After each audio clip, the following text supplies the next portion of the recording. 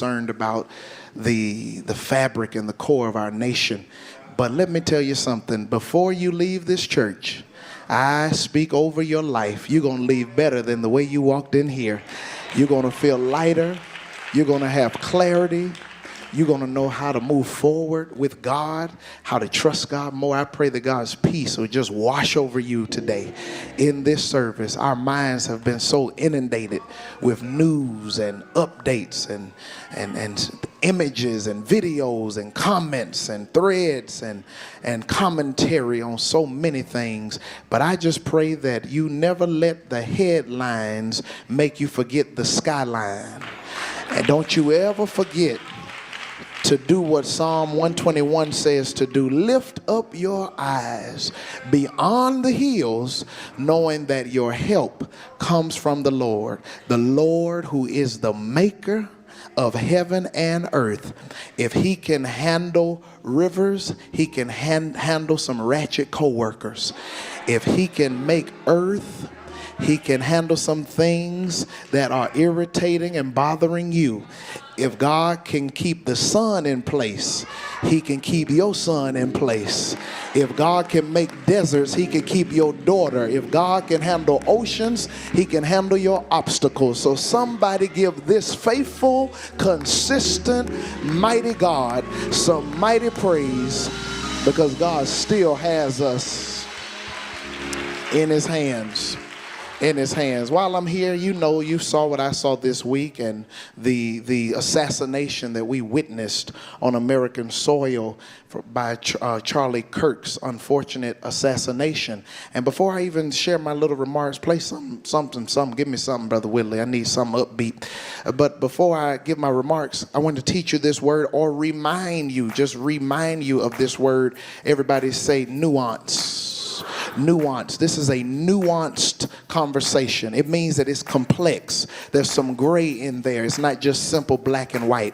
Don't let people just come to you telling you their side of what they see. No, tell them it's nuanced. You can walk and chew gum at the same time. Two things can be true at the same time. Charlie Kirk, I don't care what he was saying, he did not deserve to be assassinated in a democracy, because you have the right as a citizen in this democracy that our president keeps trying to make a dictatorship. You have a right to say what you want to say. Share your beliefs. Be them far left, far right. Be them far right or far wrong. You can say what you want to say. And if we're going to start assassinating people because they're speaking up of their convictions, we're about to live in a dangerous place. He did not deserve to be assassinated in Utah this past week.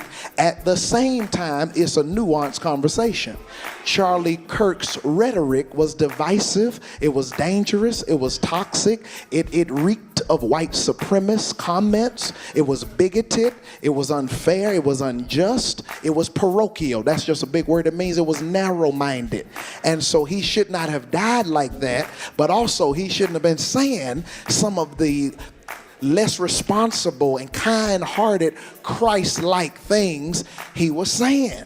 You can't say some people should die by guns every year so that we can keep our rights to bear arms. You can't say stuff like that because it creates a dangerous world. You can't say black women are taking the slots of white men and they're only getting positions of greatness because of DEI. You just can't say stuff like that. And not just to Charlie Kirk, but to anybody that's being divisive and divisive and dangerous in this country. Watch what you say.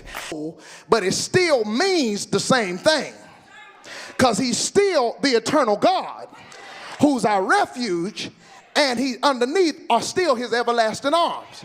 But in our RSV says he subdues the ancient gods and shatters the forces of old. And some of y'all sitting there like me. Now, what does this mean? Can I drop it down and make it real plain? Can I drop it like it's hot and you pick it up like it's warm? It means God's been handling stuff and he still can handle stuff. Oh, I knew y'all were going to miss it. He handled the ancient gods. He subdued ancient issues. And if he's handled the ancient stuff, he is still the eternal God who is our refuge, able to handle whatever comes up upon you next. Church folk don't know when to shout. My hope is not in my governor. My hope is not in my mayor. My hope sure ain't in my president. My hope is not in the Democrat Party or the Republican Party, but all of my hope is in God. Is there anybody around here still have some hope?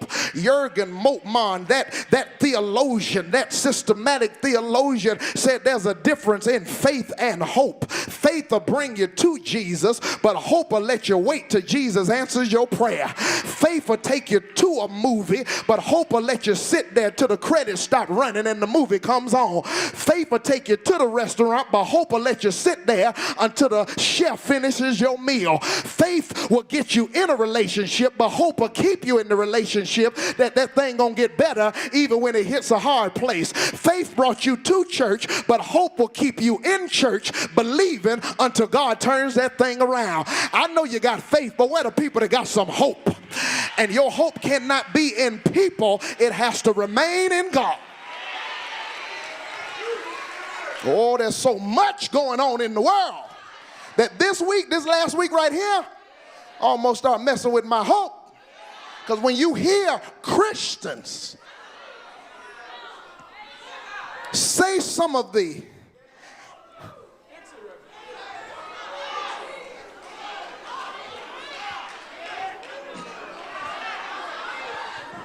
if you knew the words I was about to say. If you hear some of this asinine,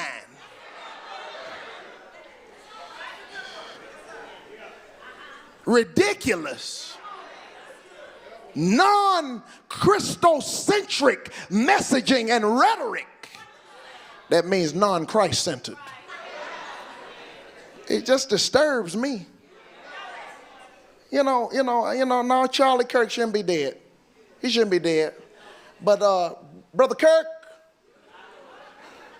and all of his followers, I just don't understand how we talking about he represented Christ. Because Christ don't talk like that. Christ would not blame George Floyd for his own death and call for Derek Chauvin to be released from the law. Christ was about taking care of the poor. Christ is about compassion, being considerate, no matter your color, your creed. Christ was about us being empathetic. And Charlie, you said the problem with America is that we have no empathy. And then when some people didn't show empathy when he was assassinated, y'all said you need to have empathy. But he said the problem was having empathy, which means you were wrong. It started messing with my hope because Christians are jacked up too. I'm so sick of fake, phony Christians who dress up like you represent Jesus but don't have no love in your heart.